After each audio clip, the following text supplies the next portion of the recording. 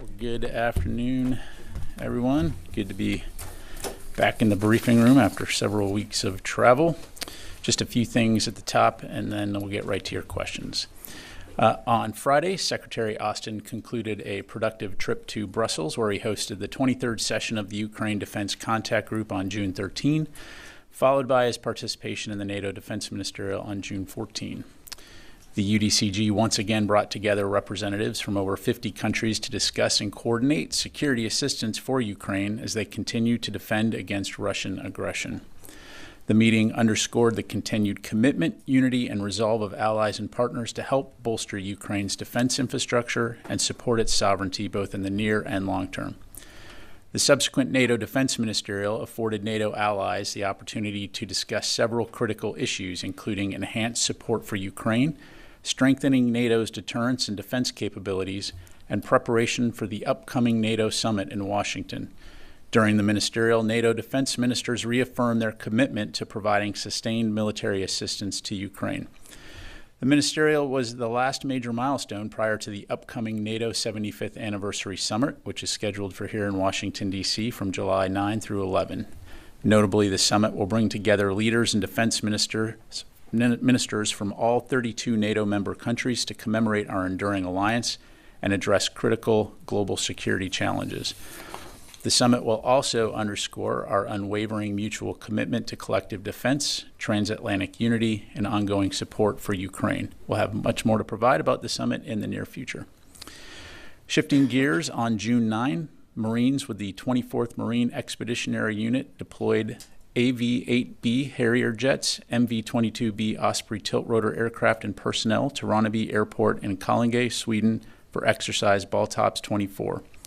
The detachment, part of Marine Medium Tilt-Rotor Squadron 365, demonstrates the ability to project force over 900 nautical miles and establish a forward operating base, enhancing combined response capability and interoperability in the Baltic Sea region.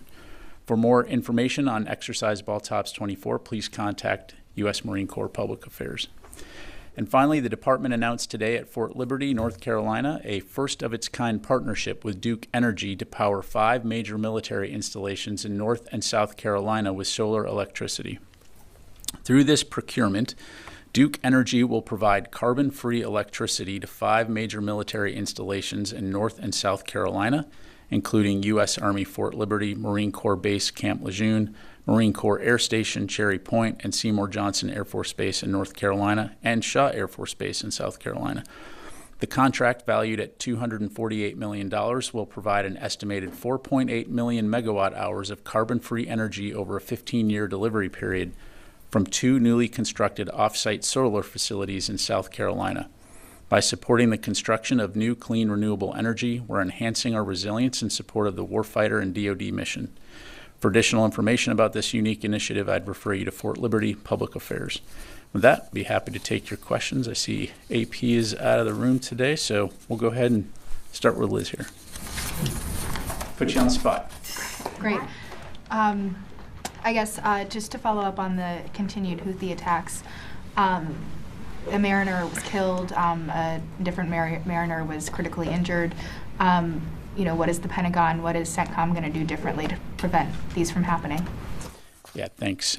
So again, we're very focused on ensuring that these kinds of attacks are degraded, that the Houthis will continue to understand that there's going to be a price to be paid for essentially preventing freedom of navigation in this vital international waterway, and it's just completely unacceptable. So again, we continue to work very closely with partners in the region to provide capabilities to safeguard maritime travel through the Red Sea and elsewhere.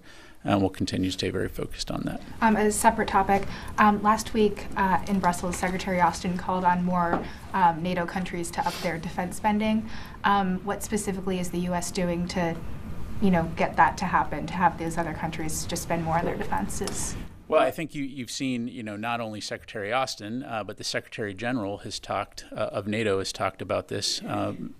It's very important that we as NATO allies all contribute to our collective defense. Now, I won't speak for individual nations, and I think the Secretary's words on this speak for itself, other than to say that we all have a vested interest in making sure a strong, secure NATO. And I think what you continue to see are NATO allies stepping up to do that. So I'm confident that will continue to be a topic of discussion to include at the upcoming summit. Carla. Thanks. Who does the Pentagon assess to be the current global leader of Islamic State? There's been some confusion about that recently. Yeah, I mean, I'm sure you're tracking that ISIS declared last year that Abu Hafs al-Hashimi al-Qurashi is its fifth leader. They run through a succession of leaders. Doesn't seem to be a long life expectancy these days. So, not a lot of information out there publicly available.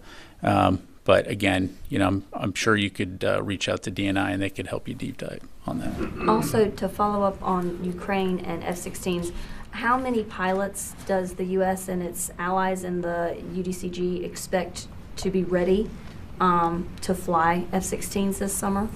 So that's really a question that's best addressed by Ukraine.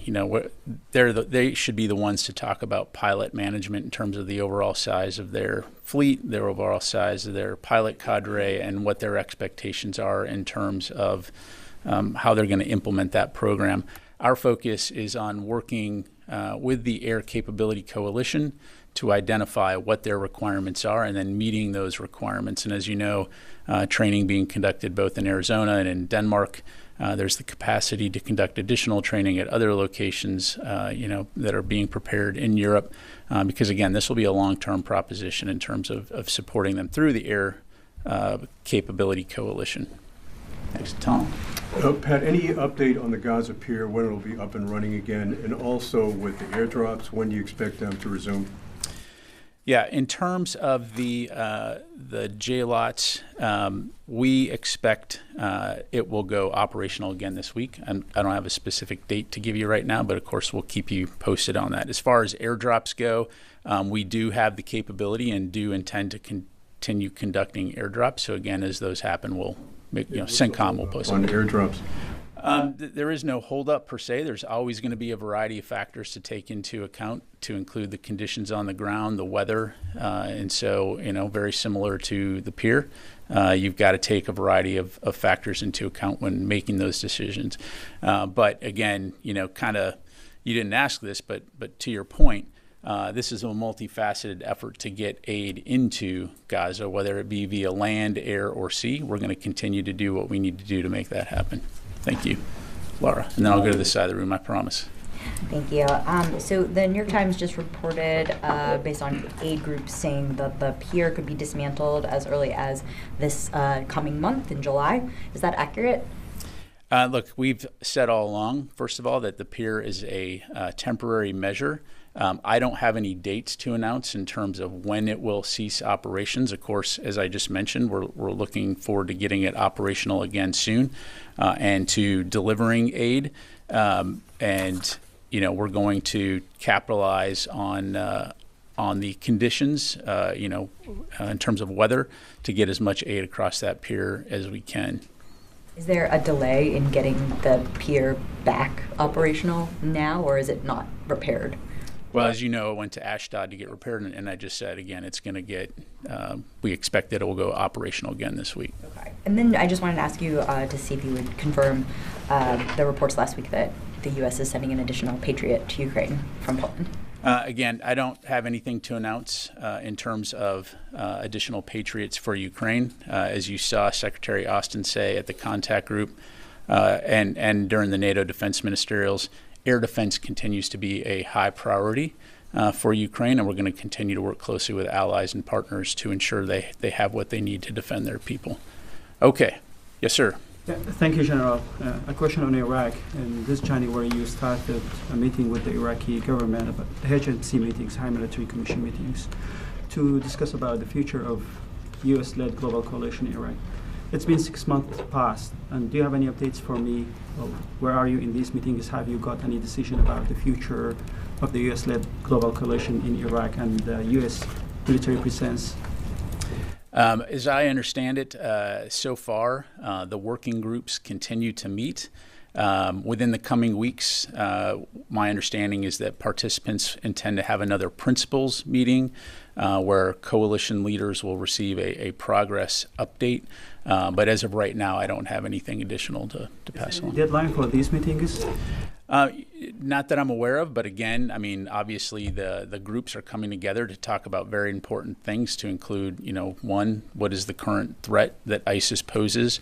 What is the operating environment? And looking at Iraqi security forces capabilities. And so, again, I think understanding that this is a very important discussion and a very important set of meetings, they're going to continue to stay focused on making progress in that regard, but I just don't want to get ahead of it and speculate on when specifically they will be ready to make any type of announcements. Yes, sir. Thank you, General. Several official sources report that it is important the U.S. continue to collaborate with international coalition forces, the Peshmerga and the Iraqi army, to prevent the reorganization of ISIS. What is your comment on this? Well, look, the Iraqi security forces, to include Peshmerga, have had significant impact on ISIS's ability to conduct the kind of terror operations that we saw, a decade ago. And so that's a real testament to the capabilities and the effectiveness of these forces working together in the region. So, kind of related to your colleague's question there, we're going to continue to work closely with the Iraqi government and other partners in the region to include the Peshmerga when it comes to what is the ISIS threat, what do we need to do to ensure that it can't resurge in the way that we had seen it do earlier, and make sure that at the same time that our partners have the capabilities that they need to be able to ensure that ISIS doesn't come back, the enduring defeat of ISIS. Thank you. Let me go to the phone here real quick. Dan Lamoth, Washington Post. Thanks, General. Appreciate your time. On these Houthi attacks, we've had a number of discussions this year about interdiction. Clearly, weapons are still getting in. Clearly, that remains a challenge. Is there anything more that the Pentagon, the U.S. military can do there to get after that problem? And then relatedly, earlier this year, we saw a number of kind of large wave attacks by the U.S. military and allies on the Houthis. In light of these attacks over the last several days, at least one of which was deadly, is there a reason we haven't seen something similar of late? Thanks. Yeah, thanks, Dan. So a few things. So first of all, again, keeping in mind what we're focused on here, which is safety and freedom of navigation when it comes to this vital waterway, the Red Sea, through which 10 to 15% of international commerce traverses. And so that is something that we're going to continue to stay focused on. And in terms of Houthi strikes, I think, yes, it is incredibly unfortunate that some of these strikes have struck vessels as recently as this week, as you saw, or over this weekend. And it's also important to highlight the impact that U.S. And international forces have had in terms of thwarting many of these attacks and safeguarding shipping and the lives of mariners. And so we're going to continue to stay focused on that. As you highlight, this is a whole of government effort in terms of looking at other levers by which we can compel the Houthis to stop. But our primary focus is on degrading and disrupting their ability to conduct these kinds of attacks. And in terms of other things that can be done, I think that continuing to put the spotlight from various groups, to include the media, into the impacts that Yemen's attacks are having on its own citizens in terms of their economic, environmental, and health, as well as their neighbors in the region, would shed some additional context and perspective in terms of the fact that these strikes are not in any way contributing to supporting the Palestinian people, that are in fact acts of terrorism that are, if anything, making life worse for the average Yemeni and the people that live in the region. If you want to talk about people doing things to help the Palestinians, look at the amount of aid that's going into Gaza, and all we see the Houthis doing are launching missiles and trying to kill innocent mariners. All right, let me go to Phil Stewart, Reuters. Thanks. I'd like to get your reaction to Russian President Putin's visit to North Korea, where he pledged invariable support for Pyongyang. Victor Cha said this deepening Russia-North Korea relationship poses the greatest threat to U.S. national security since the Korean War. Is he right? Yeah, thanks, Phil. Again, we're aware of the upcoming visit both to Pyongyang and Hanoi. And you've heard others say this too. The deepening cooperation between Russia and the DPRK is something that should be of concern, especially to anyone that's interested in maintaining peace and stability on the Korean Peninsula, but also supporting the people of Ukraine as they continue to fight against Russian aggression. And so, of course, you're well aware of DPRK providing ammunition and weapons to Russia that's been able to help them perpetuate their illegal and unprovoked war against the Ukrainian people. So it's something that we're going to continue to keep an eye on. I would say, though, taking a step back, our focus when it comes to the Indo-Pacific region and the Korean Peninsula is on working with allies and partners to promote peace, stability, and security in the region, and that will continue to be our focus. Thank you. Can I follow up that issue? Putin visit to North Korea. He already in Pyongyang right now. At the meeting between President Putin and Kim Jong-un, the comprehensive strategic partnership agreement was signed between North Korea and Russia. In particular, it is known that strengthening military cooperation, including automatic military intervention in case of emergency, will be discussed. What impact do you think this will have on security and peace on the Korean Peninsula as well as in Ukraine?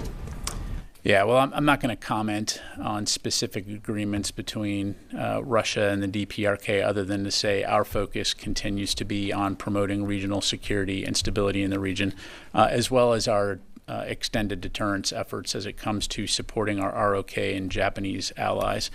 And so I'll just leave it at that. One more quick. Paul LaCamera, commander of the U.S. and ROK Combined Forces Command, put the brakes on the South Korean government, loudspeaker broadcast against North Korea. And the South Korean government stated that the resumption of loudspeaker broadcasting was a self-defense measure in response to North Korea's dangerous, garbage balloon provocations. What is the Pentagon's assessment on this? Yeah, so I'd have to refer you to USFJ to respond to that. I just don't have any insight to provide on that. Does it mean that North Korea can provocative to South Korea, but South Korea cannot provocate? Again, you're asking me a question about an order that or a request that General LaCamera made. I'd refer you back to USFJ for any details on that. Again, I think it's very clear that the United States and ROK are working very closely together when it comes to addressing security concerns and threats on the Korean Peninsula. We obviously have a long-standing alliance, and we continue to deepen that alliance, all focused on making sure that the people of South Korea as well as the broader Indo-Pacific region can be assured of peace and security in the region. So again, I'd refer you to USFJ or USFK for additional details. Let me go to Louis here. There are claims, well, there was a statement today by Prime Minister Netanyahu that the United States has not been providing weapons and munitions to Israel recently, and he called on the United States to resume that. Is that the case? I think publicly the administration has acknowledged the 2,000-pound bombs with regards to Rafah, but has there been a slowdown? Has there been a delay? Is there a production issue? What is exactly is the Prime Minister talking about? Yeah, thanks, Louis. So I won't comment on the Prime Minister's remarks themselves. As you've heard us say, we're absolutely committed to continuing to support Israel's inherent right to defend itself. Since Hamas's vicious attack on October 7th, we've rushed billions of dollars of security assistance to Israel to enable them to defend themselves, and we're going to continue to provide them with the security assistance they need, for defense. Now, we've paused one shipment of high payload unguided munitions. There's not been a final determination at this time on how to proceed with that shipment. As you've heard us say previously, there are concerns about the use of these munitions in a dense urban setting like Rafah. And we've been very clear with the Israelis about the steps that they must take to be effective in this fight. So I'm just going to leave it at that. So, in other words, when you talked about rushing aid to Israel, that rushing aid continues? We continue to support Israel with security assistance and their ability to defend themselves. As I mentioned, we paused one shipment of 2,000-pound bombs. Can I follow up on Laura's question about the New York Times report about the pier? Sure. Can you confirm that military officials have told aid organizations that potentially the pier, the J. Lott's Trident Pier, may be dismantled next month? I'm not tracking any established timeline at this point in terms of when the pier will stop operating. Again, with the caveat that this has always been intended to be a temporary pier. I'm not aware at this point of any established date of this is when we're going to stop. And again, taking a step back here, the big picture, whether it be by land, sea, or air, employing all avenues to get assistance into Gaza. I mean, when you just think for a second, since the pier was put in place about a month ago, we've been able to shuttle over 3,500 metric tons or 7.7 million pounds of aid onto the shore in Gaza via this temporary pier. And we're going to continue to work very closely with aid groups, with the UN, with the Israelis and other regional partners to look at ways to get additional aid into the Palestinians, to include via this maritime corridor. So again, when we have anything new to announce, we certainly will. But as of right now, that's where we're at. David. You mentioned the shipment of 2,000-pound bombs. Included in that shipment were also an even larger number, I think, of 500-pound bombs. Have the 500-pound bombs in that suspended shipment been released to go to Israel? Not to my knowledge. It was all part of one shipment that has been suspended. Again, pending further discussion. Okay. Fadi. Thank you, General. On Rafah, have your Israeli counterparts notified you that the invasion of Rafah is ending soon? I'm not. So first of all, what I'm tracking right now in Rafah is we still continue to see Israel along the Philadelphia line. They continue to conduct some limited operations into Rafah to go after Hamas units and leaders. We have not seen a large-scale, you used the word invasion, we have not seen a large-scale ground operation at this point. We're continuing to monitor that. Again, we've been very clear about what our expectations are in terms of safeguarding civilians. I do know that a significant number of civilians have relocated to elsewhere in Gaza. That said, this continues to be a topic of discussion between our leadership and Israeli leaders when it comes to conducting operations both within Rafah but also throughout Gaza. And last week I asked you about the civilian toll from the Nusayrat operation that Israel conducted to rescue 4 hostages. This happened with U.S. support, intelligence, and logistics, as Sullivan acknowledged. Have you looked into the number of civilians that were killed during the operation, while noting that the Secretary, yourself, and the Department have expressed many times concern about human toll because of these because of the Israeli operation. Yeah, I don't have any updates to provide in terms of estimated civilian casualties, other than, again, we do know that there were civilian casualties as a part of that operation. I think the last time we spoke, and this hasn't changed, we continue to see two different numbers being put out by the Israelis versus Hamas. I don't know what the facts are, other than there's an acknowledgement that there were civilian casualties as part of that operation. But again, in all of our discussions, we continue to expect and encourage the Israelis to take civilian casualties into account. Again, recognizing also what we talked about last time was the fact that this was a hostage rescue, that you have civilians, you have hostages being held among the civilian population by an armed terrorist group, Hamas, certainly exacerbating the tensions and the challenging situation here. So we're going to continue to expect civilian casualties to be taken into account, civilian harm mitigation to be taken into account going forward. No one wants to see any innocent civilians killed in this crossfire, whether they be Palestinians or Israelis. May I follow up on this? But this is an operation that the U.S. supported with logistics and intelligence, and it led to high civilian casualties, according to local authorities in Gaza, more than 280. And as a matter of fact, you've been expressing concern about civilian casualties. Doesn't this require a look from the department into what actually happened, since you will as well voting to keep supporting Israel in its efforts to rescue the captives or hostages? Yeah, and just to clarify here, again, the U.S. was not a part of this military operation. We were not militarily involved. We did not have forces that participated. And again, broadly speaking, when it comes to Israel's hostage recovery efforts, we've said that we are supportive and in terms of providing intelligence information. But when it comes to this specific operation, again, we were not involved in conducting or executing or planning this particular operation. You supported the operation. Well, we support Israel's inherent right to defend itself against Hamas.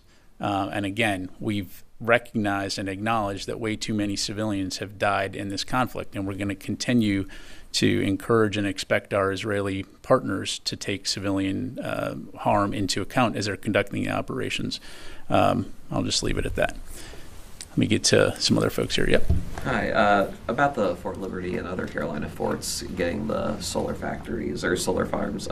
It's part of a Biden administration executive order that's planning for 100% clean energy to power the federal government by 2030. What percent of the way to 100% is the Defense Department?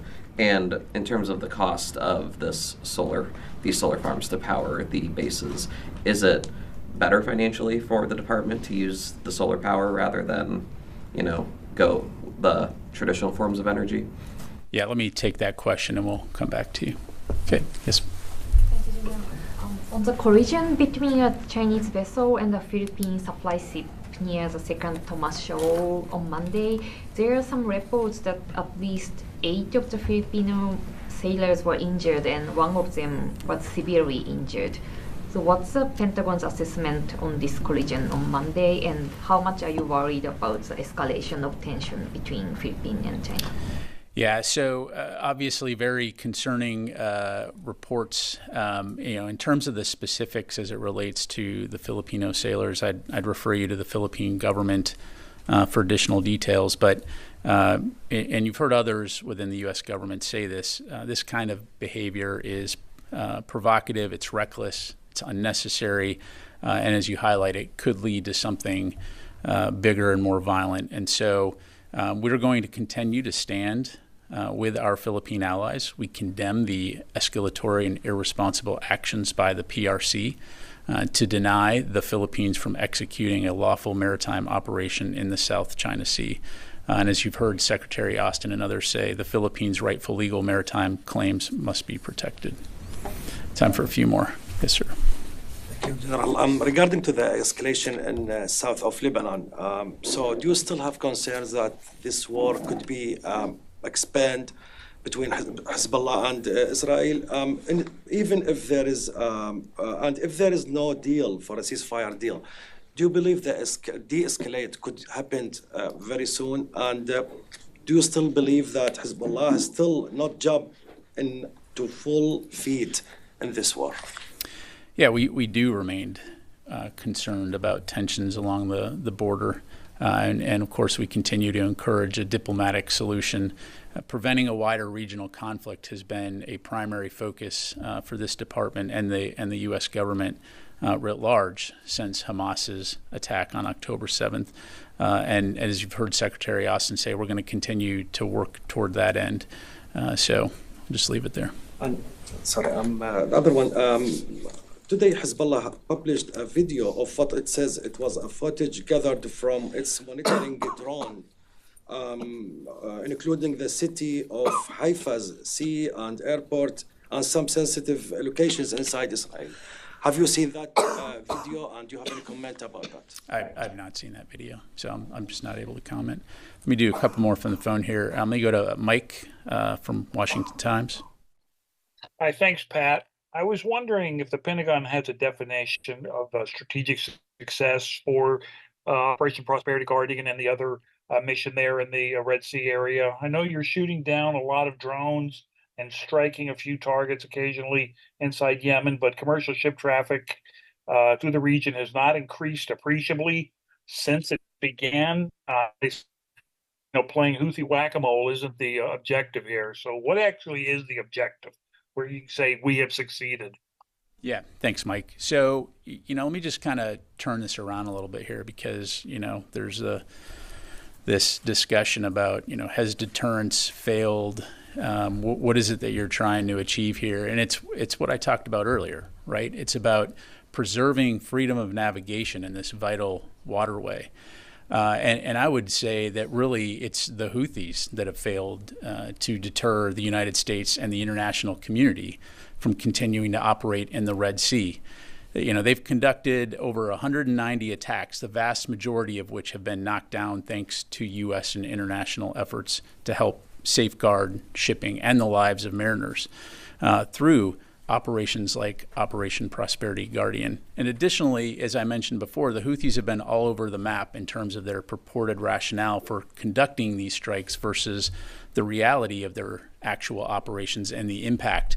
Whereas we've been, again, very clear why we're there, which is safety and freedom of navigation in this vitally important waterway. So strategic success looks like the ability of the international community to continue to transit the Red Sea, and we're going to keep after it. Thanks. All right, let me go to J.J. Green, WTOP. Thanks, General.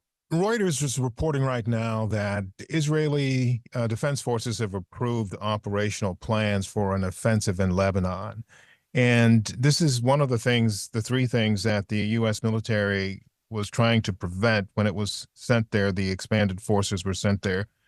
Any thoughts about that? And then secondly, the Russian flotilla has moved away from Cuba and moved on to someplace else. What can you share about what you learned about what they were doing there and keeping tabs on them now, where they may be going? Where may they be going? Thank you. Yeah, thanks, JJ. Again, when it comes to the situation along the Israel-Lebanon border, again, our focus is on working with partners in the region, to include Israel, obviously, to encourage a diplomatic resolution. So I'm not going to get into hypotheticals or speculate on what might happen, other than to say no one wants to see a wider regional war. And again, we'll stay focused on that. As it relates to any Russian naval activity, near Cuba, look, I'll refer you to the Russian MOD or Navy to talk about their current operations. As you know, and as you've heard us say, we obviously closely monitored, don't see any threat to the homeland, and these types of exercises are not new. We've seen them take place, over the years. So again, nothing concerning from our standpoint, but we'll again continue to monitor. Okay, I can do a couple more. Yes, ma'am. So earlier today, Taiwanese Defense Minister Koo said that they should expect the delivery of the 2B anti-tank missiles and 100 launch purchase missiles by the end of this year. Number one, why is it taking this long? Why isn't there a 2-year delay? Look, I don't have any specifics to provide in terms of aid deliveries to Taiwan, other than to say, again, in accordance with the Taiwan Relations Act, we will continue to work with Taiwan to ensure they have the capabilities that they need to defend themselves.